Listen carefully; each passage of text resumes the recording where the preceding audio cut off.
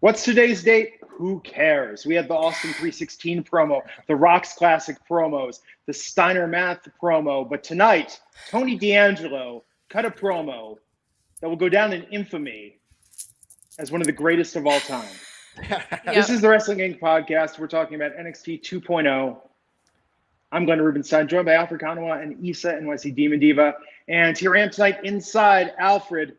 My wife texted me in all caps because we were so excited when we were talking about NSYNC and the song Space Cowboy. Oh, I love that song. Yes, well, everybody's talking about Jerusalem. We were talking about that very animated and excited at loud volume Friday night. And there was concern the neighbors could hear. So now I'm indoors. I'm here in the new kitchen.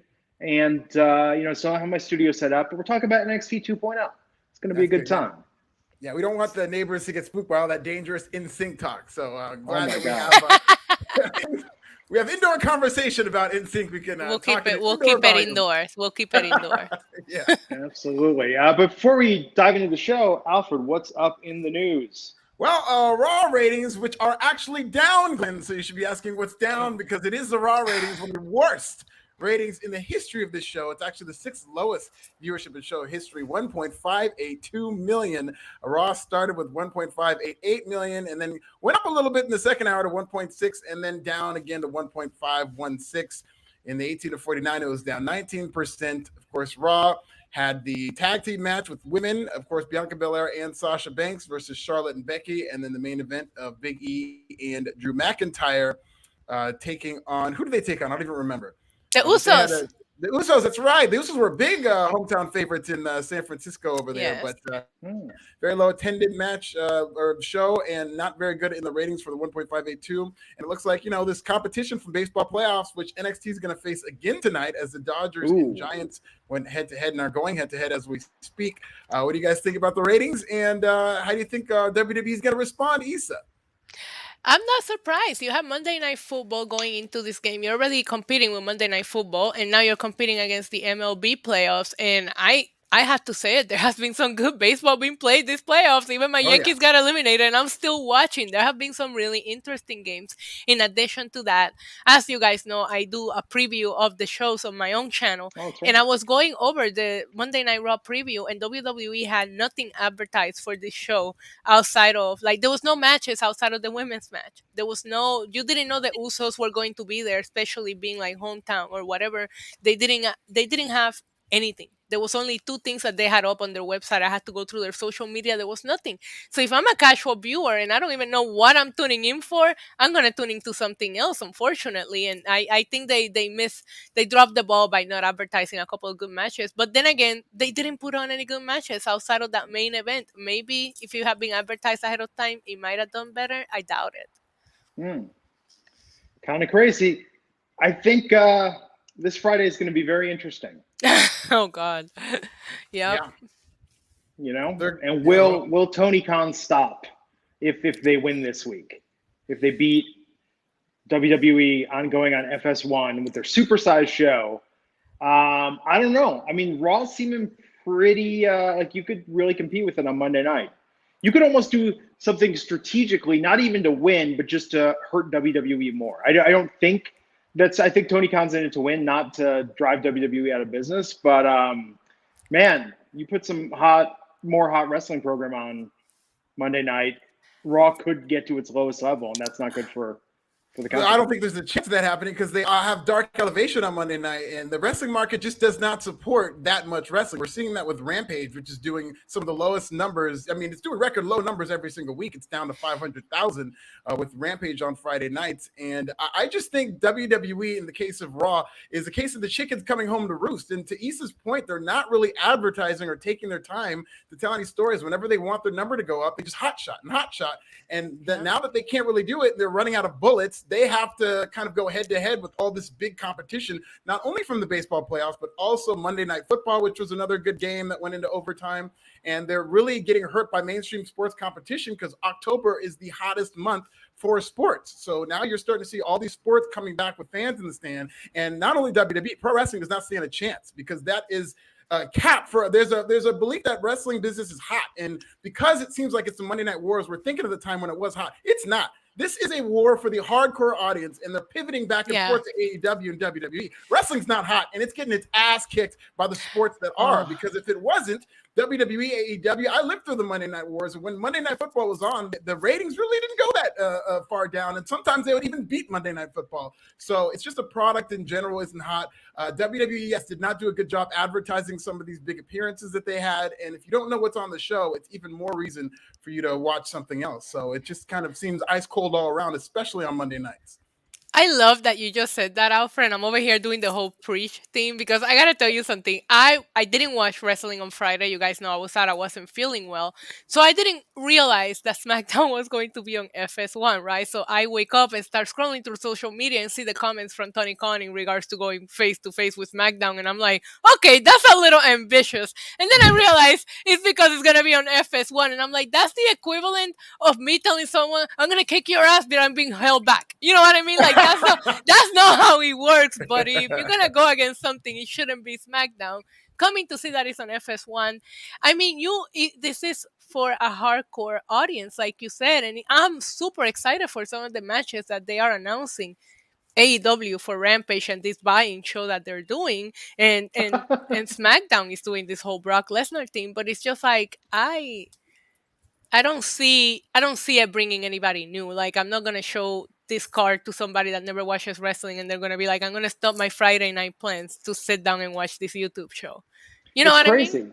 It's crazy. So let's get into that. That's actually, before we continue, that's the next story. So I'll just tee it up in that Tony Khan is going head to head with SmackDown in the 6 p.m. hour with a AEW buy-in show. And on that show, advertised is Bobby Fish versus Lee Moriarty. He was supposed to take on Bryan Danielson during Rampage, but was bumped to the buy-in show. Bryan Danielson was also bumped to the buy-in show, and he's going to be taking on Minoru Suzuki. So that seems to be the biggest gun that Tony Khan feels he can pull out to compete with SmackDown, which will have Brock Lesnar, Becky Lynch versus Sasha, a lot of big matches, Naomi versus Sonya Deville, which has been something they've been building toward. So, Glenn, I'll go to you. What do you think about Tony Khan's response to WWE? If this makes a dent, expect more Elevation Dark, and expect them to do more of these live streams, live programming, and a way to cater to their audience, almost to send a message, right? Because why else do you do this? You're trying to send a message. And we talked about this on Friday. This is going to be like when The Simpsons beat The Cosby Show. Granted, it was a rerun of The Cosby Show with the newest episode of The Simpsons.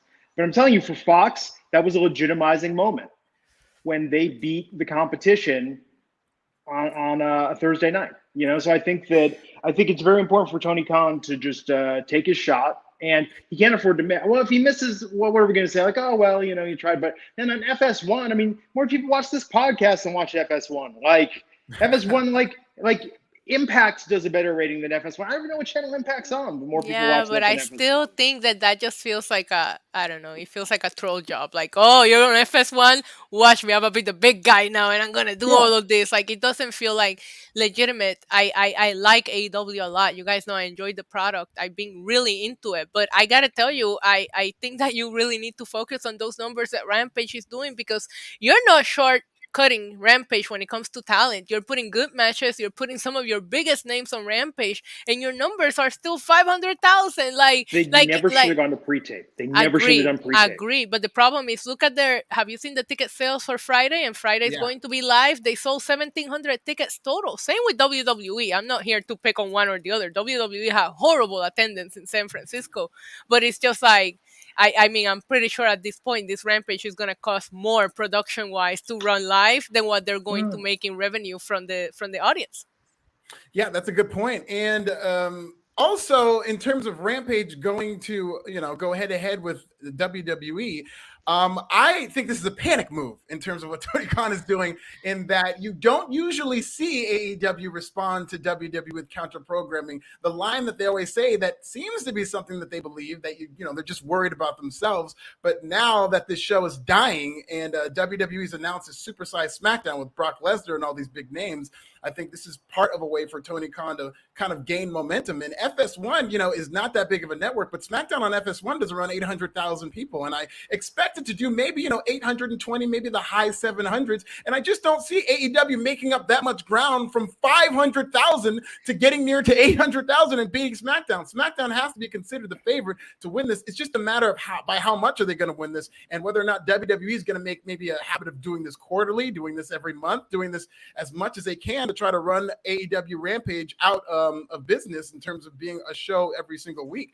Because I just don't see them making up that big of a gap, and it'll be very interesting to see how this happens head to head. Yeah. So MKASPPD064 says Tony Khan's doing this because he put Rampage on at 10 to not compete with WWE. Right. And then WWE fired the shot by adding that 30 minutes to mess with Rampage. Prediction tomorrow night on Dynamite, Tony Khan teases a major debut to happen Friday. And that's how they get $1 million. Oh, well, they're not going to get $1 million. I can guarantee you that. They're not doubling their audience out. I know for a fact, if they get $1 million, I will eat the hottest chip in the world on this podcast. If they let's double go. the audience in 1 week, I don't think they're getting $1 million. They have to at first get their audience to rise up. For the past 7 episodes, 7 weeks in a row, AEW has done the lowest audience of all time. So, and the live to tape thing really doesn't make that much of a difference in the scheme of pro wrestling. When you look at the history of wrestling going on live and tape, it just, to us, it makes a difference because we can tell and stuff like that. But the general viewing audiences, the live to tape thing, people just cannot tell the difference. So that's not going to be that big of a difference maker. It'll just, in terms of what they have advertised, they've got CM Punk versus Matt Sydal. There's no storyline. That's going to be wrestling for the sake of wrestling. They had CM Punk versus Daniel Garcia, and it did 500,000 people. And then they have the Inner Circle versus Dan Lambert and America's Top Team, which I just don't think that lineup is something that's going to get a lot of people to watch to where it's going to beat SmackDown. Who would it take? What debut? Issa, who would have to debut Friday night? Who's left? That might be the problem with them. John Cena. Listen, they don't even, and thanks to the chat for reminding us, they don't even have Dynamite on tomorrow to try to hype up this show. Dynamite is on Saturday, so all the hyping they're gonna do is they're gonna have to work overtime on social media and have the roster work overtime on social media to keep putting this out, because they don't even have a show to try to hype this up tomorrow, which I think is gonna hurt them. Calvin saying Alfred is 100% correct. We've been gaslit about the importance of ratings and demos. Casuals aren't watching. And I consider I'm in this pool of fans who watch wrestling and enjoy it and are excited. This is an exciting period for us. Nobody outside of us is watching this thing. Like, yes, it seems very exciting. It's unprecedented. Tony Khan says that, a boom period is coming. When? Like, you look at the attendance, look at the viewership. It's hardcore people watching this product. And the more you build a product that's catering to that audience, the more you're going to get that hardcore audience, which does not support 2 wrestling shows. And if I was Tony Khan, I would be very nervous about Rampage long term, because with SmackDown now breathing down your neck, they smell blood in the water, and they see this as an opportunity to where if this SmackDown number blows Rampage out of the water, I mean, it's going to be quite scary. They might continue to do this and go back to this well. I mean, SmackDown is the best show when it comes to rating in all of wrestling right now. So, you can't blame them for trying that, but I love that you said that. There is no boom period. You're absolutely right. There isn't. It's fun for us. I think somebody made a comment today on Twitter that said only people watching Raw at this point is the people that cover it. And I'm like, actually, I wouldn't doubt that there's a million freaking wrestling podcasts at this point. True. So you're probably right. Well, clearly the answer for another boom period is more Rick and Morty tie-ins. No, it's more Tony D'Angelo. That's true. Absolutely. There you go. That's how you book this product. Yep. Nightmare Knee, $5 super chat saying, I'm not going to lie. I was disappointed in you last week, Alfred. You judged The Rock's rap verse too harshly. LOL. I just can't get into NXT 2.0. You got to do it for the culture. I'm not going to play nice with everybody. Listen, I love The Rock. Everybody knows I love The Rock. Rock's on my Mount Rushmore. His verse was trash. I cannot kiss up to this guy. The verse is trash. It just, you do not follow Tech 9, and Tech 9 just killed it on that verse. Love Tech 9 on that verse. Tech 9 is one of my favorite, but The Rock, I'm sorry. Did you go and listen to Fieldy's Dreams, the bass player from Korn's rap album, which might be the worst rap album ever made? I did it right after the podcast, and even though you told me that it was the worst rap album ever made, I still don't think you did it justice in terms of how bad it was. It was not very good. I did not enjoy it. Not even ironically. I wanted to enjoy it ironically, but I just did you watch Max Caster on TMC, like the rap that he dropped? Because he talk crap about Oh, the no. Rock's rap on it. Yeah, I'll DM Good it to for you guys. Oh, yeah. please, I gotta see that. Listen, yeah, It was so I, funny. I was rooting for the Rock's verse to be good, but it just was not. I understand. Any more news? No more news. No more news. Well, tonight, NXT 2.0. NXT 2.0 is a show that somehow seems both less polished and more polished than the old NXT, right? That's a like great it's way to always put it. slicker. That's such a great way to put it. It is really, But it's really it's weird, right? Like the production is slicker. The wrestling and the performance, and not the wrestling, but the characters, like a lot of the performances seem a little more amateurish, like but more developmental. I mean, part of that's that they've graduated, everyone that was working, but continuing the trend of the NXT parking lot being the least safe place on earth. We opened tonight with a good portion of Hit Row being abducted. So I'm sorry, Glenn. I don't know that you understand that that's how they get called up now. Because nobody from NXT wants to get called up, so they just pulled up, throw them in a car, and take them to the main roster. So I just want to clarify that. Ceremonial kidnapping. Yeah, ceremonial kidnapping, and then they wake up on SmackDown or Raw, and they'll be like, surprise! Seriously. See, that's the thing, that there's no storyline continuity. I wish there was more continuity, but it's like they got kidnapped on one show, and then the next week it's like, hey, everybody, we're here. It's like, well, what happened with the truck? What happened with everything else? It would be perfect, actually. It would make more sense.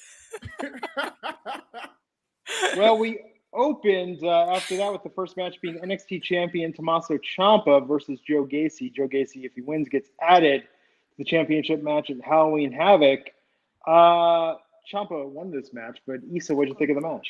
And the match was a lot of fun. I was impressed with Joe Gacy. I thought he looked great. I thought he was going to win too. There was a couple of times that I was like, let him win and add him to the match. I really liked it. They had much better chemistry than I thought they were going to end up having. It was a hot opener and it was fun. I almost really wish Gacy would have won at that point. Why not? Make it a triple threat. Yeah. Gacy is one of the more experienced people they have over there. So he did look good. And I like the fact that they have that stipulation that if he won, he's added to the match. It's not like they made it for the title, so you didn't give him a chance. There was an opening to where I thought, maybe this guy could win. So I think that made the match better to where I thought it could have, either guy could have won. You could have made a case.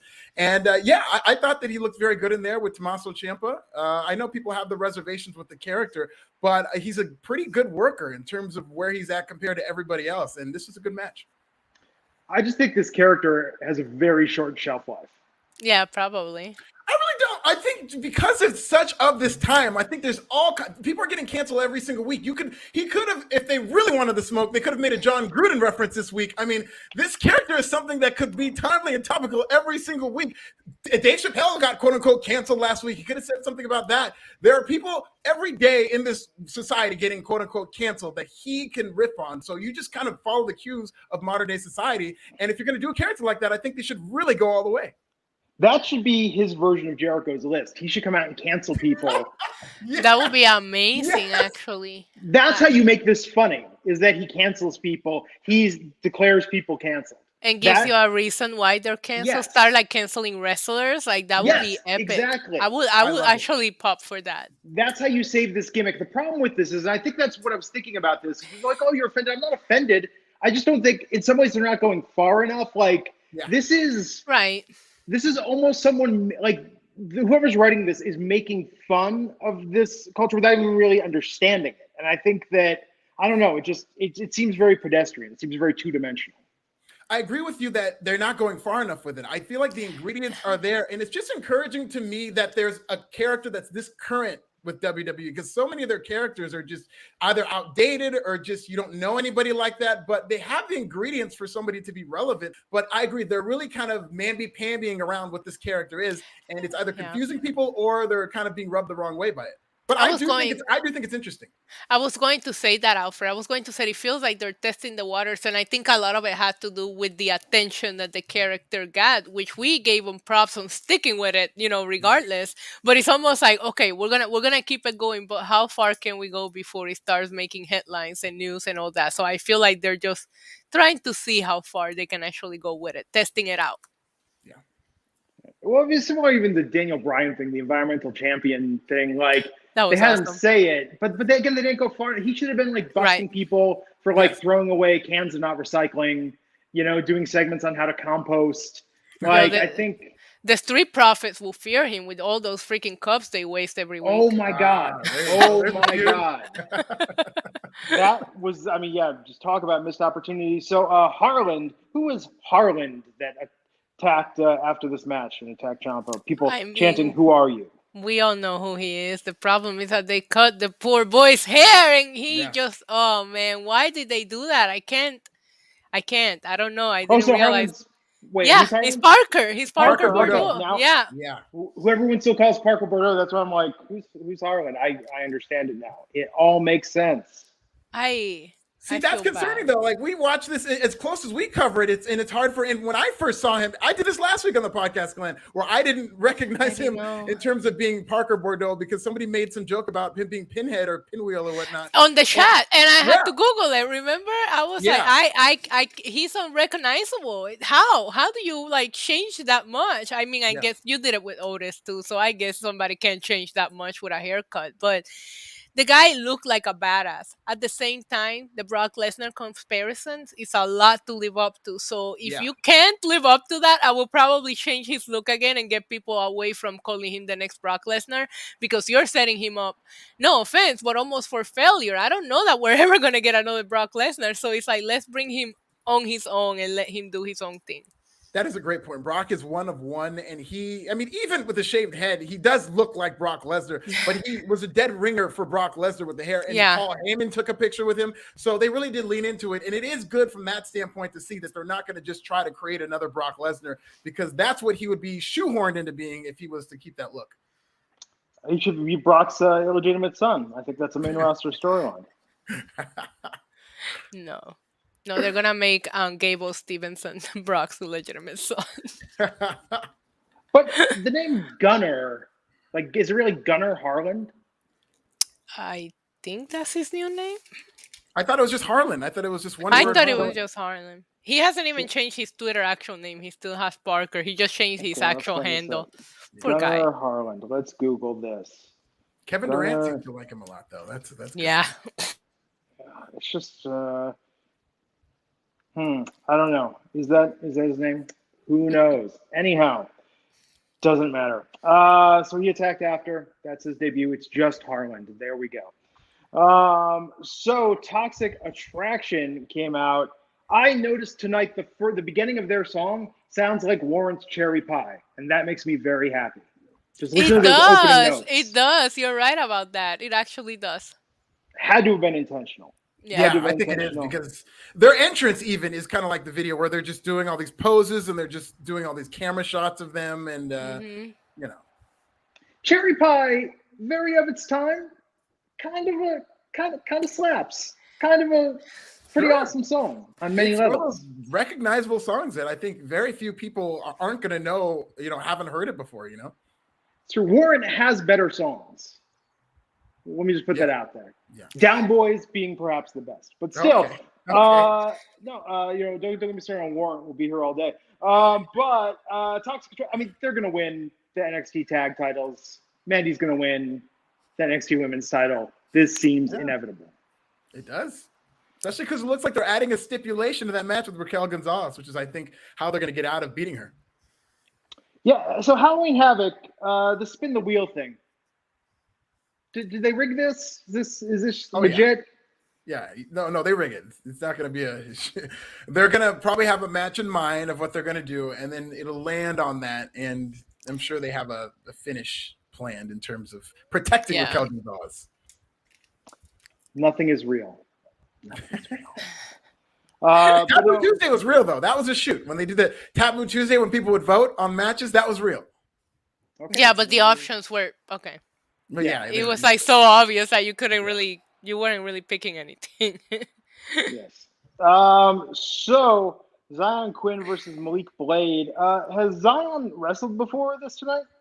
Yeah, he's wrestled. I think it was a couple of weeks ago. It seems like they have plans for this guy because he's been in squash matches. They've kept his matches short, and I thought this match was kind of ruined by the dueling chants. They wouldn't stop chanting for both guys, and it was a very short match, so it just kept going, and it made it very hard to get into this match.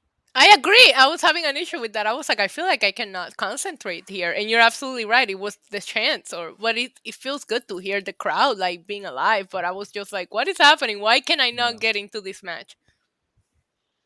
Yeah.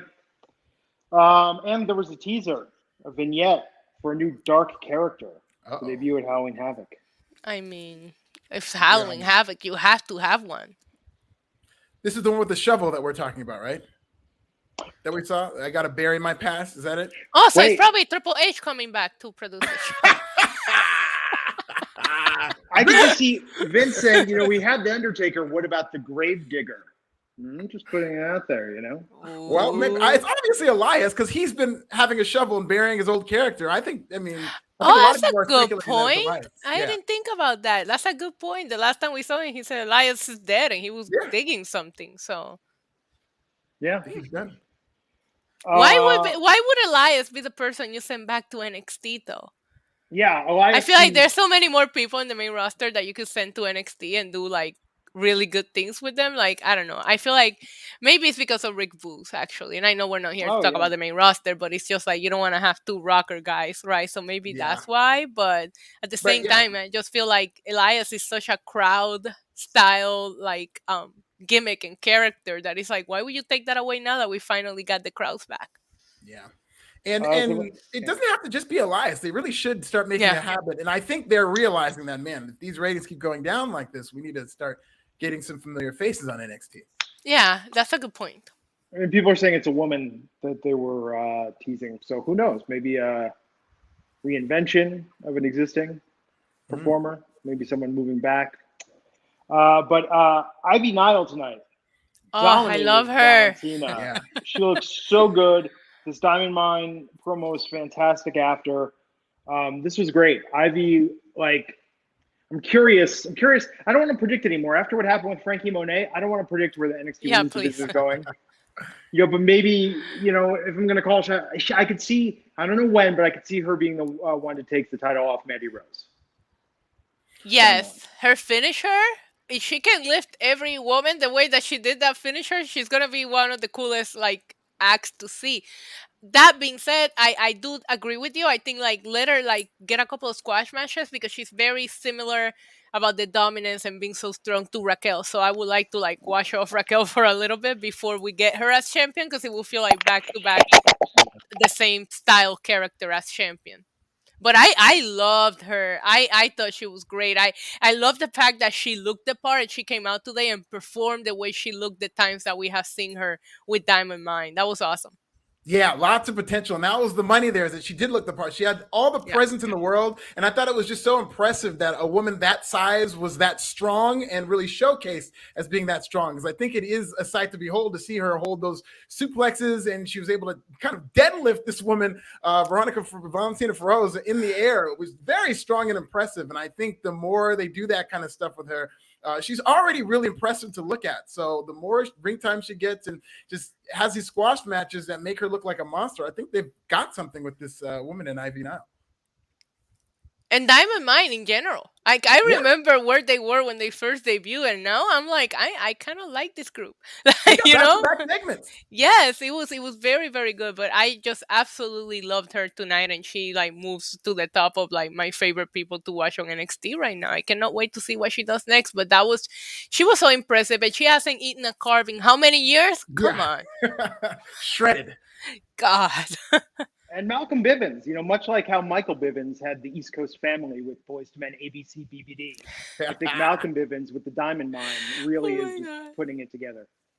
I thought he was gonna talk about Michael Bivens eating carbs, and I'm like, do you know his diet? No, but Bobby Brown does have his own hot sauce and barbecue sauce line. Oh, we know you're a big fan. Yes, but speaking of Boys to Men, oh my God, I have to listen to this. Remember the Motown Philly video? And they had Another Bad Creation, they had Boys to Men, they had Bell, and then they had a group of white guys called Sudden Impact that were teased in that video. They never released an album. They were never heard from again. There's a new podcast that just came out today hosted by MTV's Dave Holmes called Waiting for Impact. It's a 10-part series talking about the mystery of who was Sudden Impact and why did they never debut. That's actually interesting. I'm so excited for this. I've been wondering for 30 years what the story is of this. Tonight when we get done with this podcast, I'm going to start listening to it. I'm so stoked for this. That was kind of like an 80s, 90s thing to like kind of tease a debuting artist during a big video. Because I remember in the Forgot About Dre video, they cut away to this guy, Mailman, who was supposed to come out. And his big line was, y'all better buy my shit. And it never came out. Yeah. I think Michael Bivins was the first. This is why the Malcolm Bivins character works so well with Diamond Mine doing the franchise. But I think Biv was the first to do this. I mean, the Motown Philly video is the most professional wrestling promo style music video ever. Yeah, agreed. For an R&B song. I mean, every band should have a song where they have to like tell you who they are, tell you where they're from, tell you their story. Like Motown Philly is so great. And that Sudden Impact mystery, I'm so stoked for this. Sudden Impact. Yes, Waiting for Impact is the podcast. But Julius Creed versus Ika Manjiro, good lord, with the Creed it's like they've only got they've got these go-tos, right? In professional wrestling. I'm surprised they would use this given Austin Creed, of course, Xavier Woods. But Julius Creed beating Ika Manjiro, man, like for as over as Jiro is, like why is he not getting wins? Yeah, that's a great question. They do this with guys like Ika Manjiro's, where they clearly have this connection with the crowd, but I just feel like they see him as more of a comedy character, which I think is a mistake. Like, I'm not asking for him to be world champion, and I really do think that they're doing enough with him to showcase how popular he is, because so they know that he's over, but just to kind of make him this joke character who keeps losing. I mean, hopefully him and Kushida, he's going to be able to get some wins alongside Kushida, but I do think that he's just something special in NXT and different than anything they have, because he wrestles with a jacket on and he has the charisma to pull that off. The charisma, that's the part that I feel like you're like it's only gonna take you so far, and with him just collecting all these L's, the charisma is not gonna carry him very far. He needs to team up or go in a different direction, because I do think he has, and he's the kind of character that will get the crowd behind him, right? And I love watching him, and he's just so happy, but I'm starting to lose my ooze for him the more that I just see him lose. It's like, okay, cool jacket, bro, but can you wrestle? No. Also, I just turned my face and Chucky was vomiting. So I should probably turn my TV off before I got on the air. I'm so looking forward to the trials. I know I have it recording on the DVR, but I forgot to turn the TV off, and I look and he's just projectile vomiting everywhere, so I cannot wait to see this. As long as it's a tie-in to the movie continuity and respects the last two ones, which were so good, the last two Chucky movies. You like Seed of Chucky? Cult of Chucky wasn't bad. Okay. Yeah, Cult of Chucky, and what was the other one? Curse of Chucky. The one that was like a straight reboot. Oh, yeah. Yeah, that was good. But the fact that he had Brad Dourif's daughter playing the main character is awesome. I actually finally decided to watch the reboot that they did in 2019. It was not bad. I was like, why did I enjoy this? Like, I refused to watch it because I was like, they're going to ruin it like they always do. But it wasn't bad at all. And the way they modernized the storyline was genius. Did you see him tweet during Raw? Like, he was just playing around. So, they didn't know what they were doing in terms of connecting with fans of wrestling. But he goes, less talking, more wrestling. And then all these fans are supporting, see, WWE, he even gets it. I tweeted too. I bet Chucky changed the freaking channel by now. That's how I found out, bro. I think it was your tweet. Yeah, I was like, Chucky's not even watching anymore. He stopped live tweeting. That was funny. That was actually funny. Like the little video package they did with Chucky on Raw. I was like, maybe it's because I just love Child's Play, the whole franchise, and Chucky. But I was like, I'm here for this. If they were gonna really kill off that Lily doll, this was the way to do it: is to get Chucky out there with a knife, and then goodbye Lily. I don't know. I wouldn't let Lily around Chucky. We all know he get her pregnant or something, and then we end up with a bunch of Lilies and Chuckies. No. Let's just move. Let's keep talking about NXT.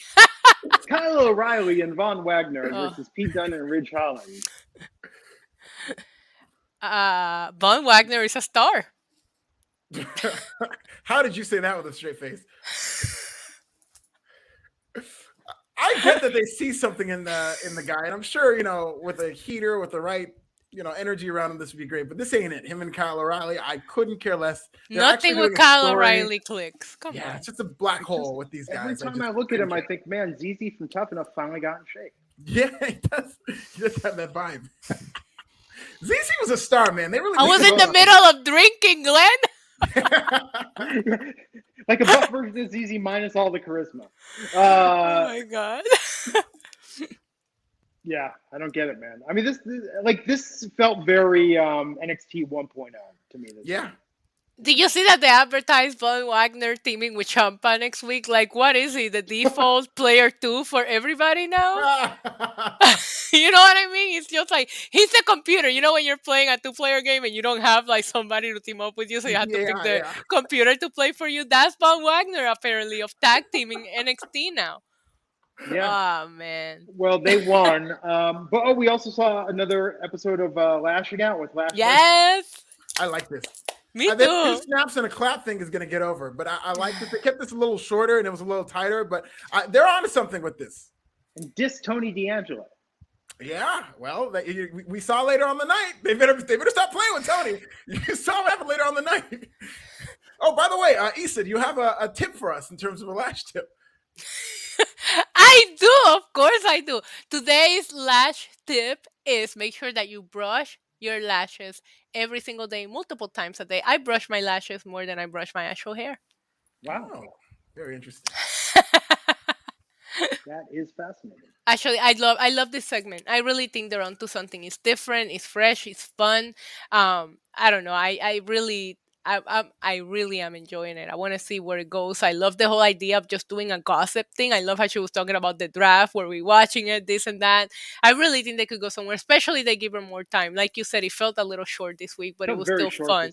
I really was waiting for Tony D'Angelo to show up on the show, though, and that kind of upset me a little bit. Well, they had to be short because we had to have more time for this Andre Chase University promo. Andre Chase channeling Sam Kinison in the Rodney Dangerfield movie Back to School. Yeah, the angry professor. You know what? They let him say the F word multiple times. Like nobody else in the entire company gets this luxury where his gimmick is basically cursing out his students, and he says the F word, and now they've got the bleep graphic where it's his Andre Chase University graphic that bleeps out his mouth. And so, at least he gets to curse on TV, and he's got a new sweater that I like too. Okay, but that was funny though, right? Like when he said that is a great subject that I would be willing to discuss if I gave a. Oh my god! I was like, yes, like hello, that's a mood every day. Yeah, I like Andre Chase. I think he's really good. Me too. The energy of some of this stuff reminds me like when your high school would let the seniors put on a show, and everyone's gonna go out there and they got a character and they got skits. Right. Right. It does have that. Yeah, but they are missing out now that Alfred mentioned that. I feel like the WWE shop is missing out on some merch opportunity. No merch for our boy D'Angelo. No Chase U sweaters. And I see people actually tweet about it. Like, where is my, my sweater or my Tony D'Angelo merch? And I'm like, what's going on? Sometimes you put some crappy shirts like in a hurry for other people and people that are getting over. You're not giving them any merch. Yeah, absolutely. That Chase U doesn't seem like it would be too expensive to make. It's very simple and it looks nice, and I think people would wear it. Yeah, and all you need for Tony D'Angelo is a shirt with the emoji, and that's it. Yeah. Well, they have to look at the copyright laws, but that would be great if they could do something like that. I like Glenn's idea, though. I think they are going to rip off the Godfather logo. I mean, 1,000%. 1,000%. Oh, yeah. Terry Allen Jr. Super Chat $2.40 saying almost shake the ground theme. Alfred, very great. Oh, they're talking about the almost his new theme. I like almost his new theme. I think it's very good. I think that slaps. Yeah. Tell you what, the rapping in that theme is better than the Rock's rapping. I'll tell you that. Oh, there you go. Oh, Tony D'Angelo. Let's talk about this for a half an hour. Tony D'Angelo standing in front of a car. A Mercedes, thank you very much. Not just any car, because it's Tony D'Angelo. He's not gonna stand in front of a Toyota, please. Yes, and I have to say, the great promos, we really remember key moments or key lines. Like you go back and watch that first D-Generation X promo, and we all see the stuff that gets shown in the highlight reel. There was a lot in there that's forgettable and probably left in the past.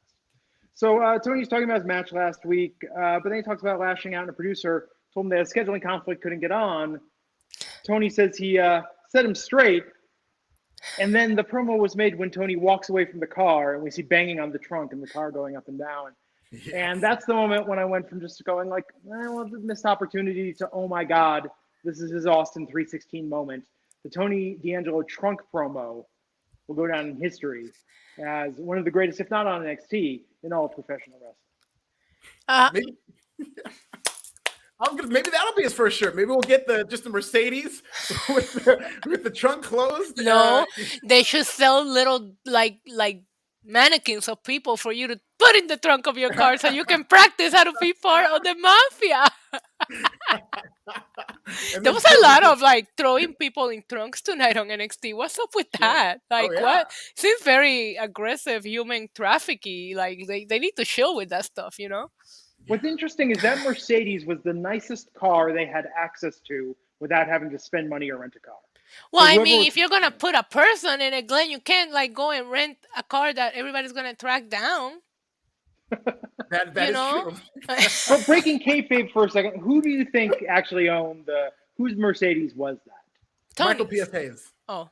Yeah, there you go. That I was gonna say HBK, but yes. Oh, it's Cameron Grimes. Oh yeah. That's probably the most accurate version of Cameron Grimes. I absolutely love that they're just going all in on this. I think that they're starting to recognize that people are ironically behind the character, but now I really feel like people are just loving him, right? So it's just like, let's just fully go all in and keep it going. The trunk, that was...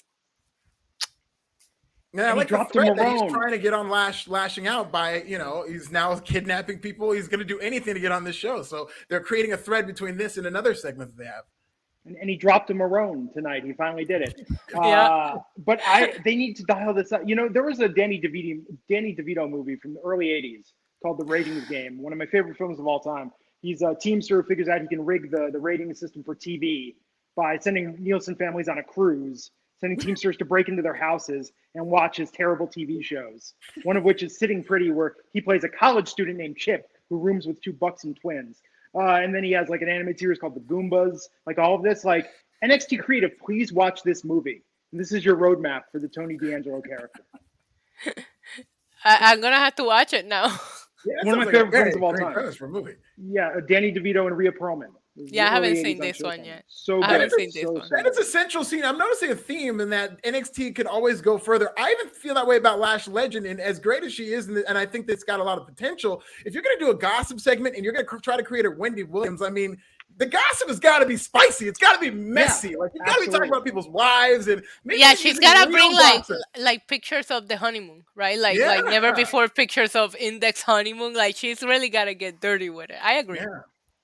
And that's the thing. And I think that's part of the problem. If they want to know why the ratings haven't taken off, they're teasing us with all this potential, but they need to deliver. They need to step it up.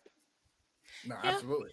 Yeah, you're right, because now we talked about three characters that could work, but we feel like they're not going fully all out with them, right? We said, like you just mentioned, Lash Legend, John Gacy, and Tony D'Angelo. As much as we love him, I agree, you could really go crazy with this character. But, I mean, kidnapping is pretty up there, Glenn. Yeah, they're on their way to Tony D'Angelo. NXT, they kidnap somebody every other week. Yeah, that's true. But how do you know it was him? It was probably his family. I mean, I don't think we talked about this in his debut match. I didn't see that he tried to bribe the ref. Yes, the ref. I saw that after we went off the air on Twitter, and I was like, okay, that's kind of genius. He was trying to give the referee money. But that's the thing. Like, they need to take all of this up to 11. Like, this all feels very, like there are maybe like a 5. Yeah. And I think there's just more they can do with it. Duke Hudson tonight battled the love child of Paul Walker and Vanilla Ice, Grayson Waller. Oh my God. Every time I see him, that's all I keep thinking. Especially the haircut. I could see it for sure. Yeah, I know. Dead ringer. Duke Hudson won. It seemed like they had more going for Grayson Waller, and I think he showed me more in this, in that they gave him the backstage segment. I thought he was very charismatic there. He's got the box to keep it going. He's got a little dance. And then Duke Hudson, I mean, he was playing cards, and they reference his poker playing, but that's not part of the character once he starts wrestling. Like, he didn't throw a bunch of cards in somebody's face. Exactly. He didn't give anybody a paper cut. He didn't use the cane that the poker dealers have or anything like that. He's just a guy who likes to play poker. So I really tossed a chip after. Yeah. Better luck next time. Or he could like do an angle where he's like starts gambling his life away and he needs to win in order to earn the money, like kind of like what they did with Happy Corbin, but they're not really connecting the poker gimmick to the guy. So I don't know why I should care. Yeah. I think that, and I struggle with this every week, and maybe it's my short attention span, but there is too many new characters with too many different gimmicks, and they're trying to introduce us to too many of them at once. And I feel like this guy is falling victim of that, because I saw him in the ring today, and I was like, wow, he's really good. Why don't I remember him? And then I go back and think, wait a minute, we've seen quite a bit from him, but it's just so many people. And we do this every week, and it still is hard to remember everybody, right? But I don't understand what the poker has to do with him, but he does have charisma and he looked great in the ring. Yeah. I mean, or do some card tricks. Do something. Pick a card, any card. Yeah. If you're gonna do a card gimmick, then grab some tarot cards and start doing readings for people. There you go. That's what I'm talking about. That would be a great gimmick, actually. Indy Hartwell and Persia Parada took on Saray and Amari Miller tonight. Alfred, what did you think of this match? It was fine. I mean, it was very, very short, and it was designed to kind of get Indy and Parada over in terms of them being challengers to the tag titles. But not much happening here. The most memorable part was Indy Hartwell kissing Dexter and leaving all this saliva behind, and she even like tweeted it out and made fun of herself. So that was kind of funny, but this was not very memorable for me. Yeah. It wasn't memorable for me, and I didn't understand how short it was because I went to check on the baseball game scores real quick while this was going on, and I came back and it was over, and I'm like, oh crap, I had to go into WrestlingInc.com to find the result, and I'm like, that's not good. Like, I was like, how long was the match? I swear I just went to like 2 channels and came back.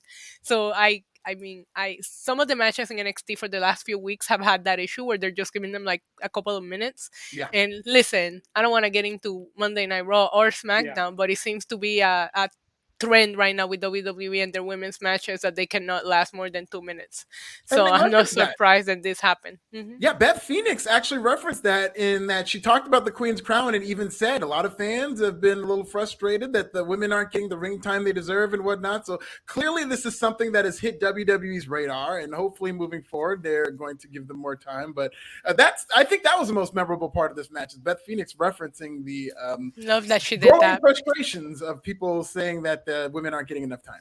Yeah, it's very weird. It's a very weird step backwards, especially on NXT of all places. Yeah, which has been of the major promotions, the best of the.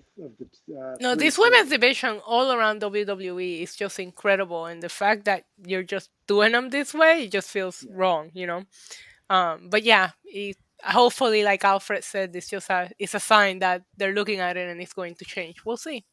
Loved Io Shirai's promo when she came out. Loved Gigi Dolan and Jacy Jayne. She's so good. This is going to be a 3-way title match at TakeOver, right? I love Io Shirai's gimmick in that she just says, "I don't like you," and I think that should be a T-shirt. It's going to eventually be a chant. But Io saying that she doesn't like people is very funny. It's funny how she says it, and it's funny that she just doesn't seem to like anybody, and that's a great gimmick. I just think that this is so simple but so effective in terms of using her as a talker. Yeah, she should also be in the singles division. Yeah, definitely. Well, maybe after they drop the titles. Yeah, I can see it really. Cameron Grimes' new gimmick is that he's lonely. That he's what? What'd you say? Lonely. Lonely. Yeah. He's looking for love. I'm sorry. I could phrase it another way, but I wanted to be very PG about it. Say it. Cameron Grimes' new gimmick is that he's horny. There you go. Thank you. I'm like, he's what, Glenn? What is he? You would have also accepted thirsty, or Yeah. He went all in though. Grayson Waller is gonna show him some dating apps. So that's gonna be the vignette next week. Is Cameron Grimes taking his Tinder photos, writing his bio? This is a very interesting direction in NXT 2.0 for someone who's arguably like one of the top 3 stars before the reboot, and perhaps the biggest star that didn't get called up. Yeah. And another gimmick that is very current of this generation, if they're going to really lean into because they're really focusing on online dating and dating apps and swiping. So it'll be very interesting to get WWE's commentary on online dating. The thing that makes me nervous is they tease that, and this is almost definitely going to happen. They're going to shave Cameron Grimes' chest. They're going to probably shave his face and his hair. And I hope they just don't go too crazy in this makeover of Cameron Grimes. But I mean, he can make it work. He has chemistry with everybody, and I'm sure it's going to be fun and funny. But I hope we don't lose Cameron Grimes, a character in this reboot. What do you think the odds are there will be a throwaway joke where it's like, I don't understand, I downloaded the app, but it's all dudes? We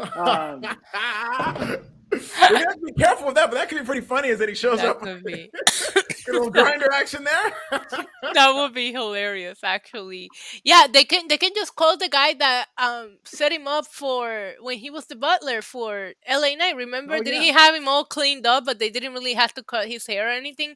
Right. Call that guy, and also we're gonna need Lash Legend to like give us the DMs that he's sending these girls on her gossip show. Yeah. Oh my God, I want the dating game with Cameron Grimes, and I want 3 talents.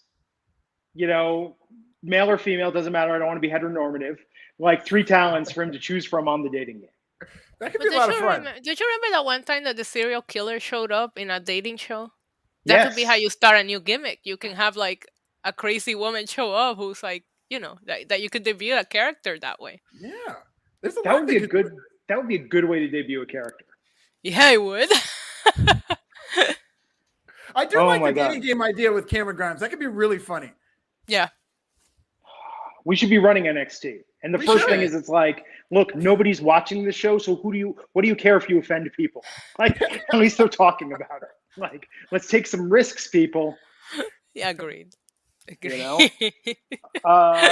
The main event tonight, the NXT North American title match, Santos Escobar versus Isaiah Swerve Scott.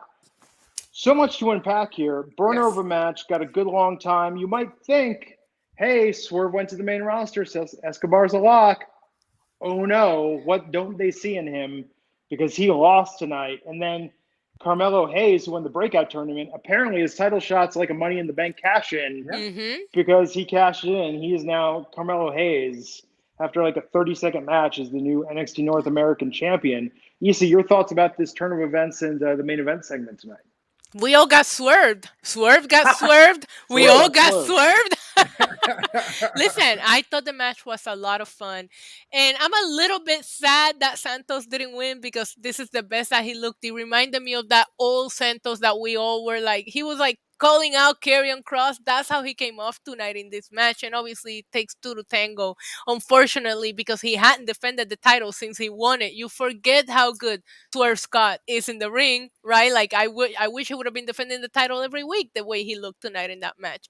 That being said, when towards the end, when Carmelo Hayes shows up with what's the name of the person? Thank you. I forgot. Oh, I'm horrible. When they showed up, I'm like, I literally said, why are they out here unless he's gonna cash in? But he actually did it. I'm like, oh crap! Like I wasn't expecting him to go. I thought he would say, "I'm calling you out," and it will be a match for the future because we assumed that Scott has to drop the title going to SmackDown, but I didn't think they were gonna do it right then and there. It just made it so exciting. We just got that title match recently, but it's been a long time that NXT felt that unexpected and surprising. And I'm so happy for Carmelo Hayes because I was like, he's walking around with this contract. This kid cashes in whatever. I'm gonna call it a cashing now because that's what it was. And he doesn't win, that will be like the end for him. But he won it. This title has gone to so many epic people, like unexpectedly, that it's just fun to follow. But I do feel a little bit bad for Santos Escobar and Legado del Fantasma. They had money with this faction and now it just feels like they're in limbo. They should have been called up. Yeah, and I do feel that with Santos Escobar because I did think that, it sucks that Swerve Scott's going to lose his title in his first defense, but at least it's going to Santos because he's, one of my favorites in NXT, and it's good that it seemed like they were going to rebuild him. But this was a good swerve.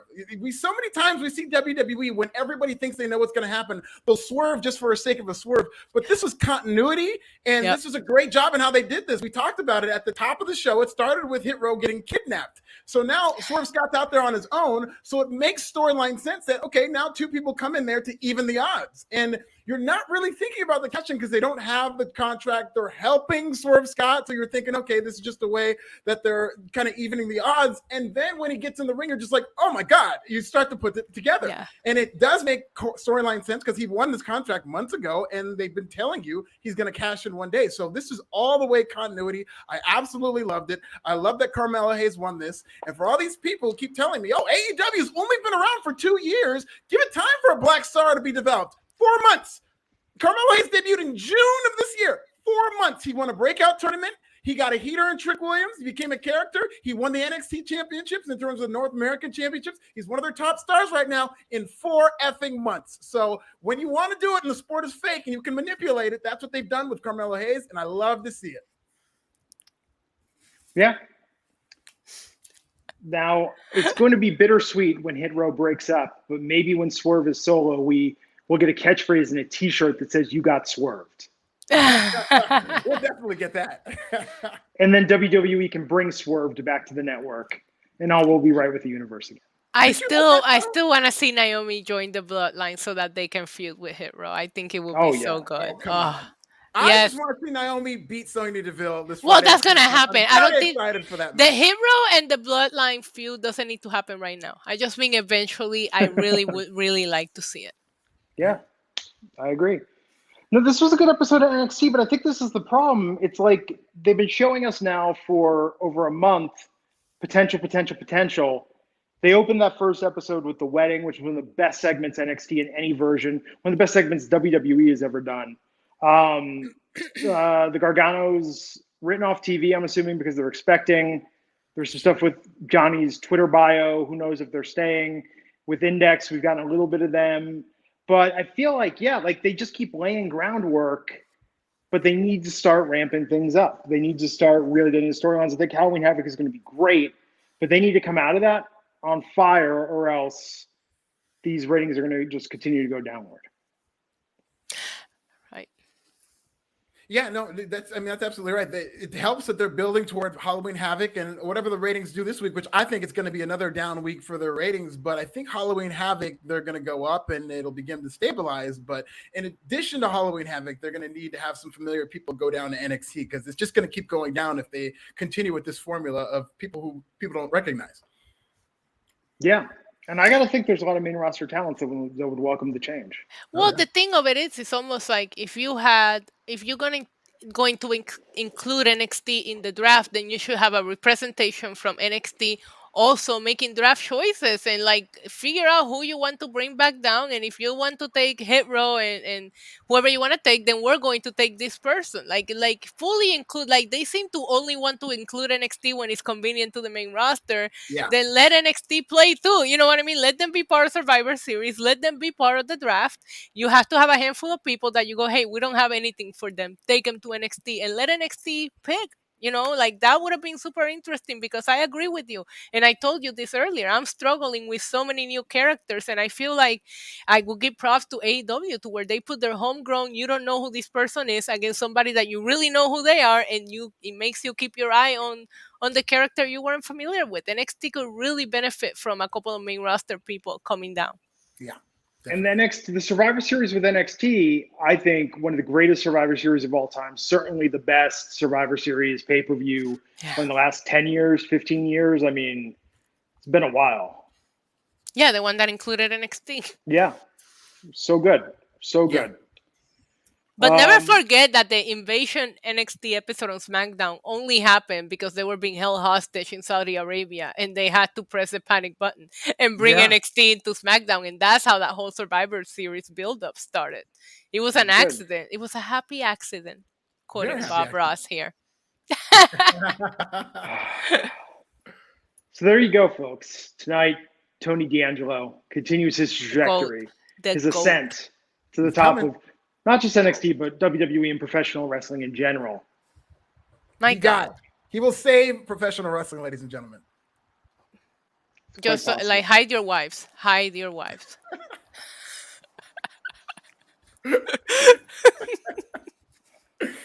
Tony D'Angelo is coming to take your girl. Mr. Steal Your Girl. Mr. Steal Your Girl. Mr. Steal Your producer and put him in the trunk of my car. He should be like, he should be hanging out with Vince McMahon. Like, there should already be, like, Tony D'Angelo should have no limit on what he's doing, what he's trying to make it. He should be able to show up anywhere in WWE, you know, because he paid somebody off. He had a connection. He pulled a string. Yeah. He absolutely should. I mean, you would think theoretically, I mean, if he wants to get on the main roster or get whatever he wants, he should have the connections and be able to threaten people or kidnap them. If we don't get all 3 girls from Toxic Attraction, once they have the gold surrounding Tony D'Angelo and feeding him grapes, what are we doing here? Come on. Wait, I just thought of an interesting scenario for this Cameron Grimes thing because you mentioned Toxic Attraction. Oh, God. What if instead of a dating app, what if it's like a You've Got Mail situation, you know, and like Gigi Dolan and Cameron Grimes are like exchanging messages, but they don't know the other one's the other one.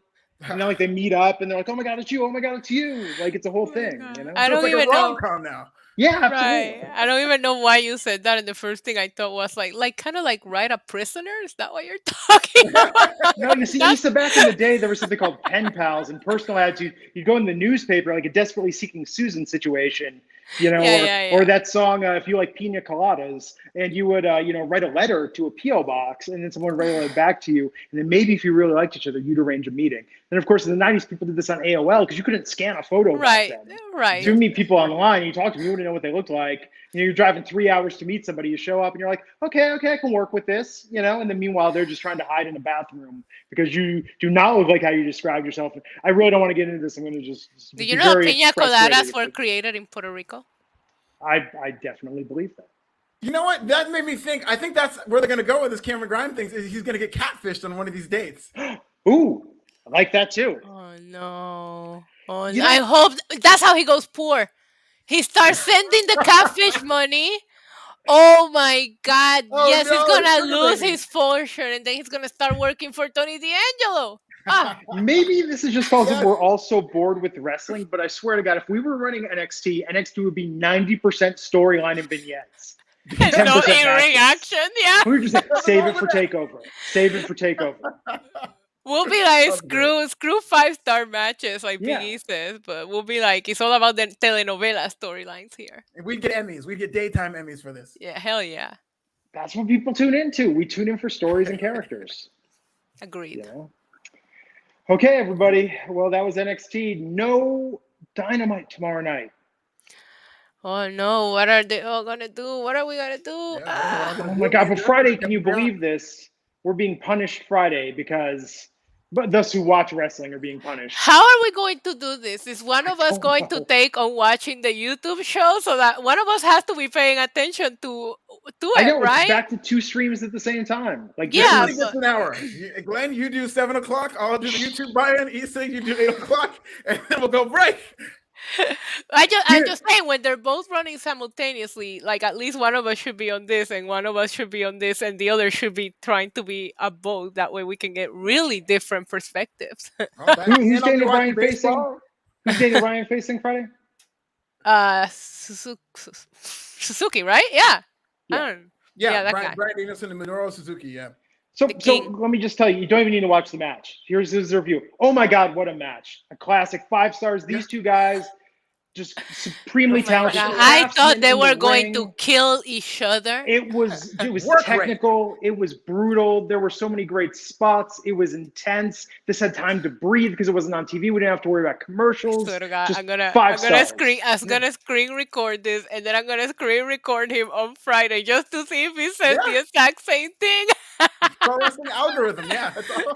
What you said is exactly what we're going to be saying. You should remember that word for word and give that review after the match, and I guarantee you it'll be just as accurate. It's the same review. It's the same thing. That's what we're going to see. So I think it'll be easy to have that on side by side.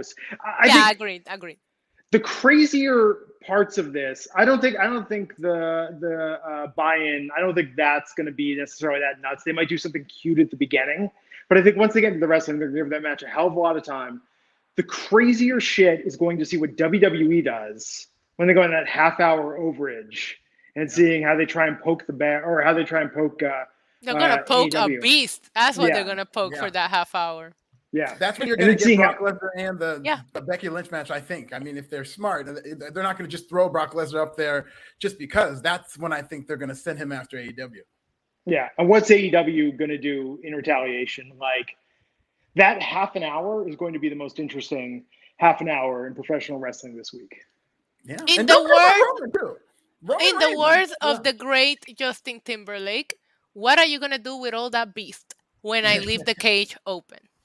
That's a perfect quote. Right back to the NSYNC reference. Yeah, yeah. I was going to say, yeah, yippee-ki-yay, yippee-yi-yo, yippee-ki-yay. But on that note, folks, everybody have a great night. We'll catch you back here Friday on the Wrestling Inc. podcast. Take care.